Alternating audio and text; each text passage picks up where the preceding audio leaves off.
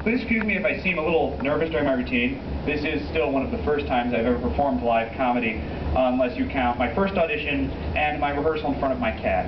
And she started licking her crotch about halfway through the routine, so my confidence is not at the highest. And the other problem is that this is a school-sponsored event, so all my jokes that had swear words, naughty undertones, and references to students' crack addictions, Dan Humphrey, it was a little bit of a challenge to write this. Now, did anyone watch the State of the Union address? And I'm only asking this because I wrote this the night of the speech, and I'm way too lazy to actually come up with new material. So that's why I'm not talking about something a little bit more recent. Well, it doesn't look like many of you did, which is a good thing. It means that you're normal. I like watching anyone speak in front of Congress because the congressmen, they look about as bored as everybody else that's watching them. They look like my chemistry class. Kids are asleep, you know, some people are staring off into space. I really think that the president should just slip something random into the speech, you know. I mean, it's George W. Bush, so we're going to get stupid stuff. But slip something really stupid in there and just see who claps at it. You know, and then we all get to laugh at some sucker senator who thinks we should ban TV. Even though I might gripe and moan about going to school, I must admit, it actually rocks. There's never a dull day in this building. The best moments, of course, are the fights. Forget class.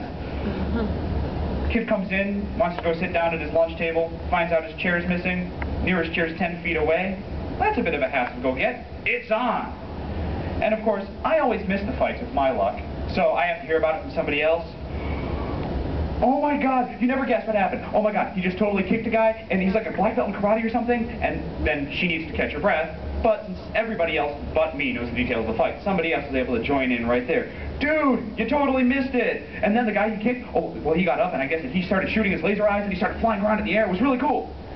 And now that she's caught her breath, she's yelling at him for making stuff up, because I guess the flying through the air came before the laser eyes, not after. And of course then, before you know it, Mr. Reisland's tackled both of them because they started fighting over how the fight went. Which of course then gives me the right to go up to some kid, dude, you totally missed it. Mr. Reisland, he tackled two kids and they had knives. I also really like local news.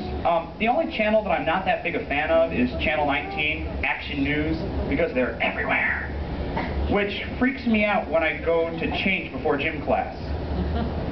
I also like, they take themselves really seriously, and I guess that's okay, but do they really think that the story about the old woman that tried to get her cat a kidney transplant is going to win them a Pulitzer?